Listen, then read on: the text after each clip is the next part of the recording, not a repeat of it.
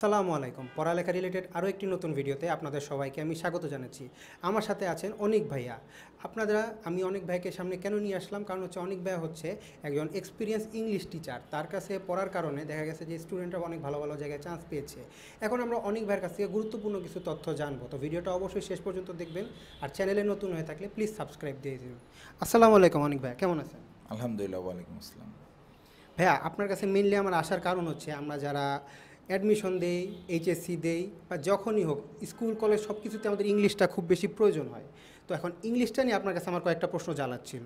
প্রথম প্রশ্ন হচ্ছে আমার, যে এই যে স্টুডেন্টরা যে পড়ালেখা করে এইচএসসি, স্পেশালি যদি আমি সায়েন্সের কথাটা বলি, ওরা ফিজিক্স কেমিস্ট্রি ম্যাথ নিয়ে বেশি ফোকাস থাকে, কিন্তু আবার অ্যাডমিশনের ক্ষেত্রে গেলে ইংলিশটা লাগে। তখন এই ব্যালেন্সটা ওরা এইচএসসির ক্ষেত্রে কীভাবে করবে আর অ্যাডমিশনের ক্ষেত্রে কীভাবে করবে? আচ্ছা, আমি যদি একটু গোছায় বলার চেষ্টা করি যে এইচএসসির ইংলিশ, অ্যাডমিশনের ইংলিশ, এই জায়গাটা আসলে একটা ডিফারেন্স থাকে।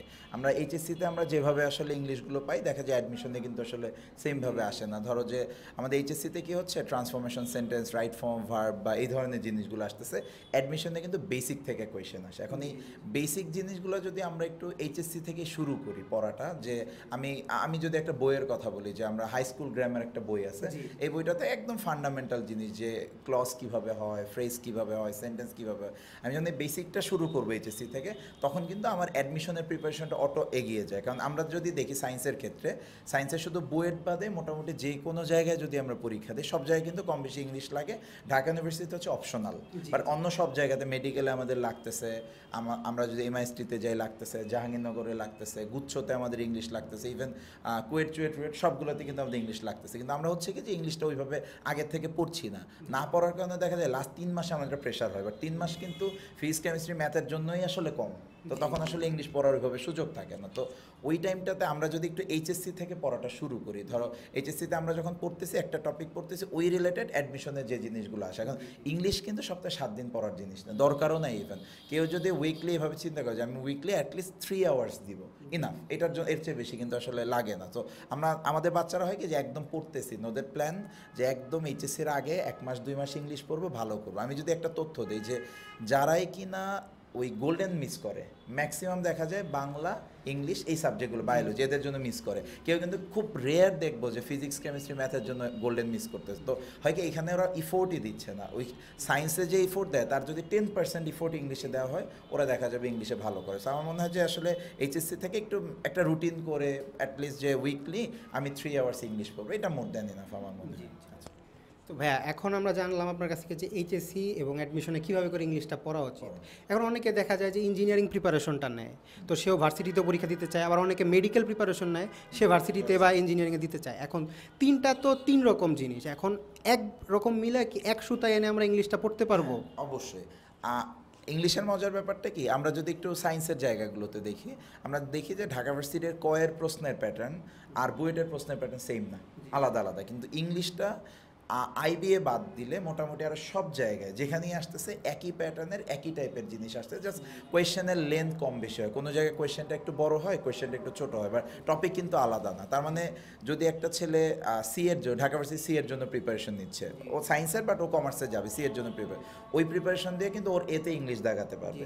ওই সেমটা দিয়ে ওর মেডিকেলের ইংলিশটা কাভার হবে, ওই সেম ইংলিশ দিয়ে কিন্তু ওর কুয়েট চুয়েট রুয়েটা হয়ে যাচ্ছে, এবং ওইটা দিয়ে আবার গুচ্ছতেও দেখাতে পারতো। তার মানে ইংলিশটা কিন্তু আসলে আলাদা আলাদা না, যে এই ইঞ্জিনিয়ারিংয়ের জন্য একরকম, তো মেডিকেলের জন্য একরকম, তো এটার জন্য আরেকরকম। সো দেখা যায় যে এটা ইন্টিগ্রেটেড। তো এই জন্য আমি সবসময় বাচ্চাদের যেটা সাজেস্ট করি, যে যদি ও আগে থেকে একটু রেডি রাখতে পারে, যেগুলো একটু গোছায় রাখতে পারে, তাহলে কিন্তু ওর আসলে ওই টাইমটাতে প্রেশার খুব বেশি হয় না। এবং ইংলিশটাকে একটা ব্যাকআপ, কারণ ও আল্লাহ না কর অনেক ছেলে পেলে দেখা যায় যে প্রথম থেকেই খুব অ্যাম্বিশাস, যে ভাই আমি ইঞ্জিনিয়ারিং বা আমি বুয়েটেই পড়বো।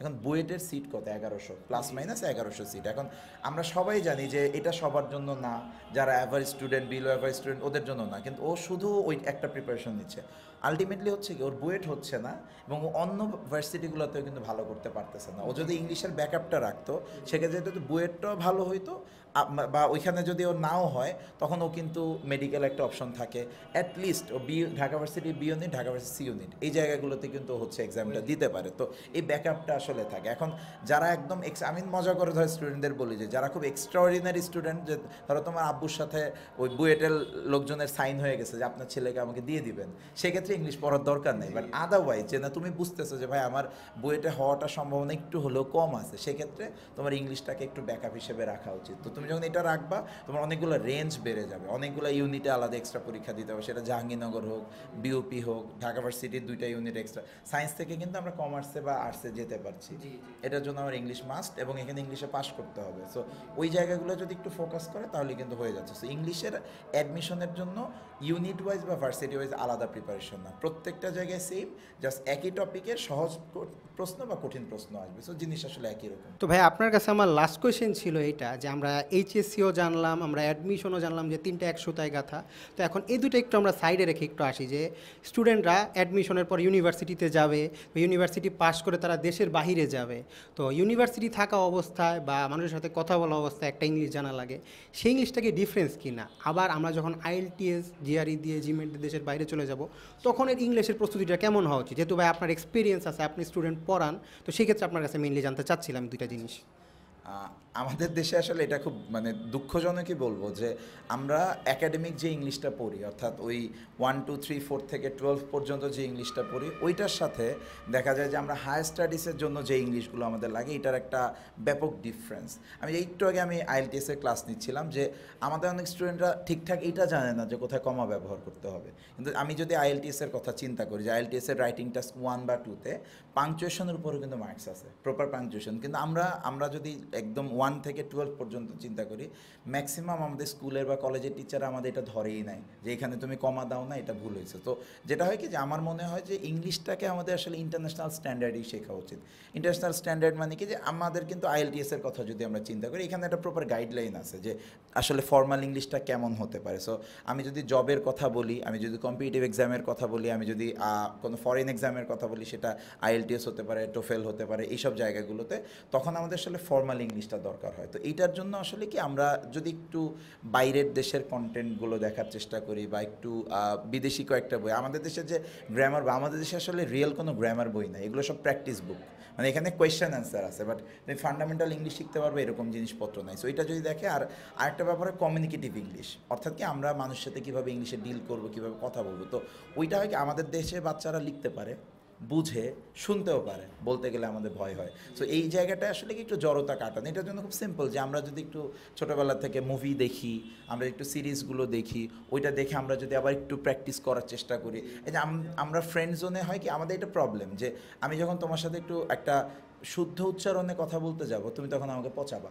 আমাদের সেটা একটা সমস্যা আছে, যে আমি ভালো ইংলিশ শিখতে যাচ্ছি, বা আমি তোমার সাথে চেষ্টা করলাম যে আমরা দুজন ফ্রেন্ড, আমরা এখন থেকে ইংলিশে কথা, ভুল হোক সমস্যা নেই, বা তুমি তখন দেখা যাচ্ছে যে আমাকে কোঅপারেট তো করছোই না, উল্টা আমাকে নিয়ে মক করতেছো, হাসাহাসি করতেছো। এই জায়গায় আসলে আমাদের কি, স্টুডেন্ট যারা আছে এদের একটা নিজেদের মধ্যে একটা আন্ডারস্ট্যান্ডিং আসবে, যে আমি যদি ইংলিশটা ভালোভাবে না বলতে পারি, না শুনে বুঝতে পারি, আমার যদি অ্যাডভান্স রাইটিং ভালো না থাকে, আমি কিন্তু দেশের বাইরে যাওয়ার সুযোগ কমে যাবে আমার, তখন আমার ওই ওয়ার্কার হিসেবে বাইরে যাইতে হবে, আমি কিন্তু হায়ার স্টাডিজের জন্য যেতে পারবো না। সো এই জন্য যেটা, যে এক হচ্ছে তোমার লাইফস্টাইলটাকে ইংলিশ করতে হবে।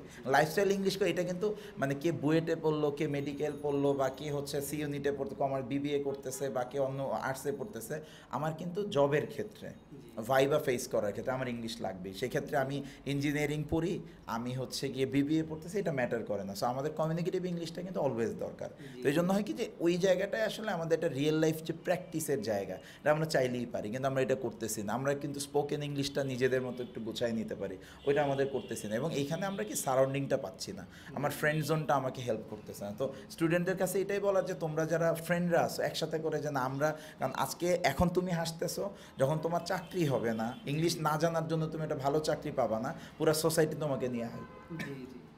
তো এই জায়গায় আমার মনে হয় যে তোমার আসলে ওইটা বোঝা উচিত তোমার প্রয়োজন আছে কিনা। তো ইংলিশের যখন তুমি প্রয়োজনীয়তা ফিল করবা, এবং এটা হয় কি, আমরা যখন বুঝি হাতে সময় থাকে না, ক্যারিয়ারের শেষ পর্যায়ে গিয়ে, তোমার গ্র্যাজুয়েশন শেষ, মাস্টার শেষ, তখন তোমার মনে হচ্ছে যে আমার ইংলিশ জানা দরকার।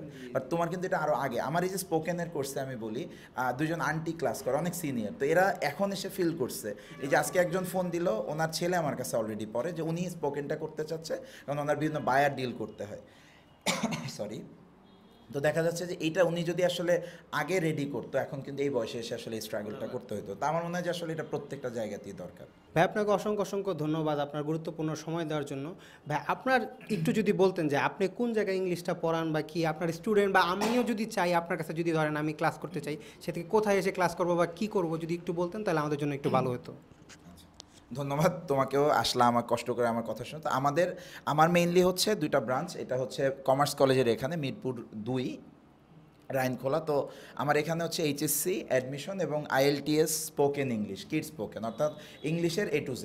তোমার এইচএসসি লাগুক, বাচ্চাদের ইংলিশ লাগুক, যেটা আমরা বললাম যে অলরেডি যে আমাদের দেখা যায় কি আমরা ছোট বয়স থেকে ঠিকভাবে ইংলিশটা শিখছি না, যে কারণে কি আমরা পরে স্ট্রাগল করতেছি। তো বাচ্চাদের জন্য যেটা স্পোকেন বলি বা হচ্ছে গিয়ে ওদের বেসিক ইংলিশটা, স্পোকেন ইংলিশ এটা অ্যাডাল্ট হয় বা কিডসদের হয় এটা, এবং আইএলটিএস অনেকেরই আছে কিন্তু এই যে তোমাদের বসে যে গ্র্যাজুয়েশনের পরে চিন্তা করে ভাই একটু দেশের বাইরে গিয়ে একটা ডিগ্রি আনবো যাতে আমি জব মার্কেটে ভালো করতে পারি। আমার কিন্তু আইএলটিএসটাও এখানে হয়। এটার লোকেশনটা হচ্ছে এক্স্যাক্টলি কমার্স কলেজের অপোজিটে। তো ইনশাল্লাহ তোমাদের যদি দরকার হয় বা তোমাদের ভিডিও দেখা হয়তো অনেকেই আসবে। তো মানে আমি আসলে সার্ভ করার জন্য এখানে আসি। তো ইনশাল্লাহ আমরা সর্বোচ্চ সার্ভিসটা দেওয়ার চেষ্টা করি। ধন্যবাদ। ভাই আপনাকে অসংখ্য অসংখ্য ধন্যবাদ। তো সবাই যারা আমার ভিডিওটা এই পর্যন্ত দেখেছো তোমাদের ধন্যবাদ, আর প্লিজ চ্যানেলটা সাবস্ক্রাইব করে দিও। এই পর্যন্তই ছিল। আসসালামু আলাইকুম।